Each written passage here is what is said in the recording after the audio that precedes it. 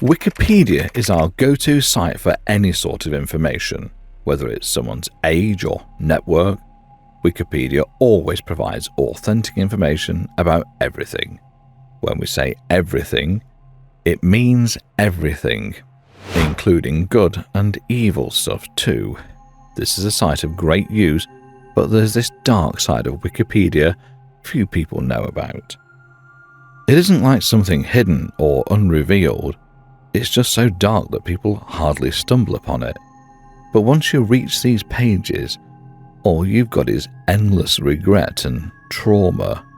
I already made a video on this topic, but after seeing your fabulous response, I thought to make the second part of it. Go watch the first part if you haven't. You'll find the link in the description.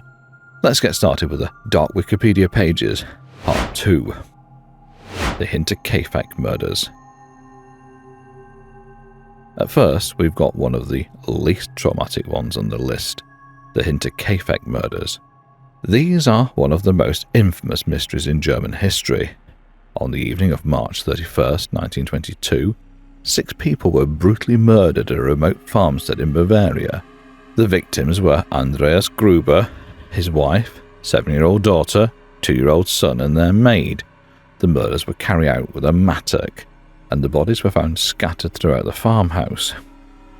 The murders were discovered on April 4th, 1922, when Andreas Gruber's brother-in-law came to the farmstead to check on them after they'd not been seen for several days. The bodies were badly decomposed, and it was difficult to determine the exact cause of death. However, it is believed that the victims were struck on the head with the mattock multiple times. For further investigation, the corpses were beheaded, and the skulls were sent to Munich where clairvoyants examined them, but they still came without any result. The autopsy also showed that the younger Cecilia had been alive for several hours after the assault, lying in the straw next to the bodies of her parents. It was revealed that she'd torn her hair out in tufts. The motive for the murders is unknown. There were no signs of forced entry, and the farmstead was not robbed. Some theories suggest that the murders were committed by a former tenant who had been evicted from the farmstead, while others believe that they were the work of a serial killer.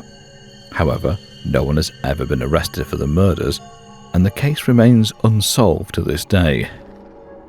The Hinterkaifeck murders are a chilling reminder of the darkness that can exist even in the most remote and peaceful places. Having something like this on Wikipedia, and with proper details, is too horrifying.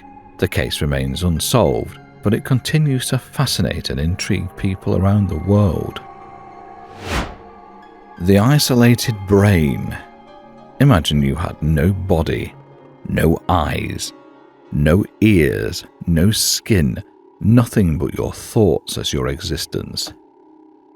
I'm not hallucinating. Something like this exists.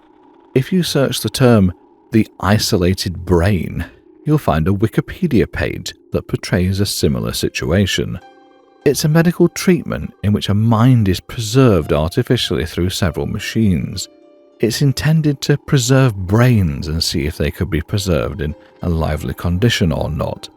During trials, brains have been kept alive in vitro through perfusion for hours and sometimes even days. It's still in a state of trials, but imagine how bad it could get. Imagine a brain working, having thoughts, functioning properly, but not able to do any action or feel anything. How terrible this might feel. This could be the worst form of torture if put to use.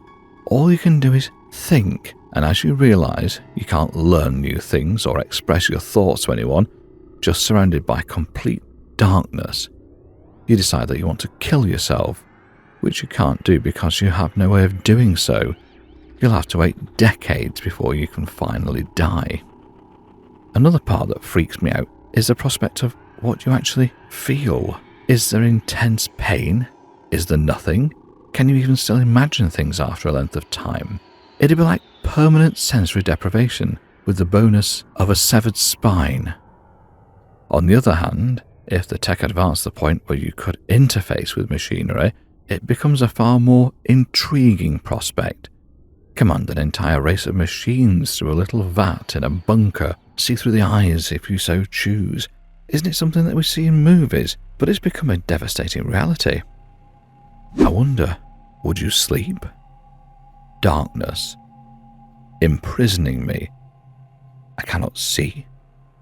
Absolute horror. I cannot live. I cannot die.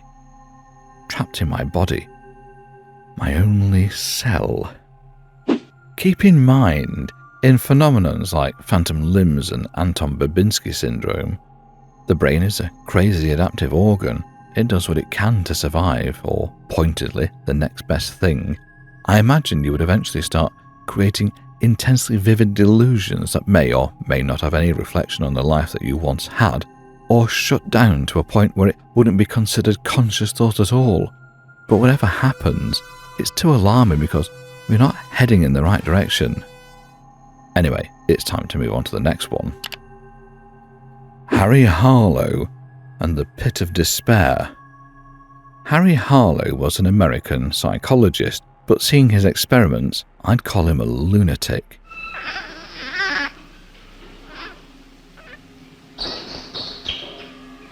Oh, he's going back. In the 1970s, he developed this pathetic concept of an isolation chamber to study the mode of depression in animals.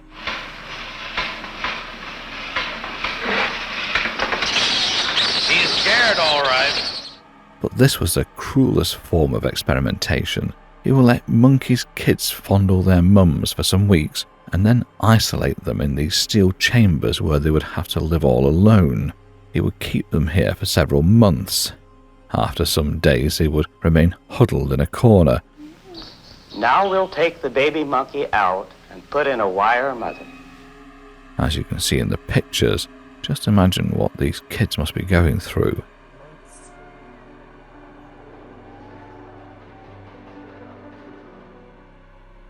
The technical name for this depression chamber was vertical chamber apparatus, though Harlow himself insisted on calling it the Pit of Despair.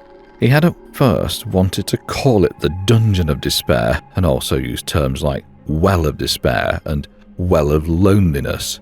Blum writes his colleagues tried to persuade him not to use such descriptive terms, that a less visual name would be easier politically. He once gave a statement. It's not a vertical chamber apparatus, it's a dungeon of despair. I'd never be able to understand what kind of evil person needs to test the hypothesis that, if you torture a living creature from the time it's a newborn, it will end up with mental problems. I don't think that anyone in his right mind would dare to do something this absurd. There's a psychologist named Pavlov who proved all this stuff decades before. Seriously, I couldn't understand why no one tried to stop him. I nearly lost my mind about how simply he tortured infants this badly. Even though they were monkeys instead of humans, still, it's unjustifiable. Harlow also wanted to test how isolation would affect parenting skills, but the isolates were unable to mate. Artificial insemination had not been developed. Instead, Harlow devised what he called a rape rack, to which the female isolates were tied in normal monkey mating posture. It's being said that he said all these statements to intentionally hurt animal activists. Yeah, but as the article pointed out, it only demonstrates the obvious. There's no need for such cruelty to determine what everybody already knew. Anyway, I suggest you never search this Wikipedia page, or you'll end up in a state of despair yourself. Harlequin-type ichthyosis. At last, we've got harlequin ichthyosis. By far, this is the creepiest thing I ever found on the internet. What makes it more is it's directly related to humans, more specifically newborn babies. It's a creepy skin condition that makes the baby look alien. Harlequin ichthyosis is a rare, severe genetic skin disorder that's characterized by the formation of thick, diamond-shaped plates of skin that cover the entire body. The skin's so tight that it can crack and split, and it can restrict breathing and eating. harlequinic is caused by mutations in the gene, which is responsible for the production of a protein that helps to transport lipids to the skin. With proper care, some individuals with harlequinic can live into adulthood. However, the condition can be fatal, especially in the first few weeks of life. It's estimated that 1 in 1 million babies are born with harlequinic, but still, I can't believe that something like this exists. And having it on Wikipedia is even more traumatic. Don't even think about searching for it, but if you're still curious and going to search for it, then at least make up your mind of seeing something 10 times more horrible than you expect from a horror movie. This was all from the second part of Scary Wikipedia pages, but this was something way beyond scary. Hopefully, you enjoyed it somehow. I'm expecting a similar response as the previous one because I've heavily tortured myself to bring this video to you. Do give it a like and share it with your friends. Let me know if you want another part of it.